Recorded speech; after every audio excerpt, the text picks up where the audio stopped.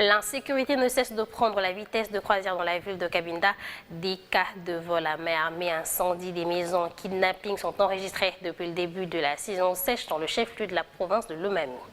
Le dernier cas en date est celui du vol des carburants à la centrale de la Société nationale d'électricité SNEL Cabinda par une bande de voleurs bien identifiés avec comme chef de file un certain Kalonda Kalos. Ici, plus de 420 litres de mazout ont été volés par cette bande, comme nous précise ici Jean-Marie Kassongo, préposé au commercial SNEL Cabinda. Il y a les parois d'aération qui sont à la centrale. Et c'est par là qu'il s'est introduit. J'ai ouvert la centrale et nous sommes introduits pour chercher l'incivique en question. On a trouvé que le vent de carburant était en train d'écouler. Puisqu'il a été surpris, il ne savait plus refermer. Mais il a cherché par où ressortir sur la même paroi d'aération qui est au niveau des tôles. Il est descendu sur les tôles. Il est remonté à la toiture supérieure où il s'est étalé. On a pris l'échelle, on a fait monter les gens dans le plafond qui ont cherché partout en vain. Un monsieur a eu la présence d'esprit. Comment quelqu'un qui est tombé, ça dit, doit sortir par ici. Lui aussi est sorti jusqu'au niveau des tôles. Il regarde au tôle, il trouve le monsieur étalé à la fêtière là comme une fêtière réellement. C'est ainsi qu'on l'a recueilli. On a fait descendre jusqu'à l'amener au niveau de la police. Il y a eu un coulage de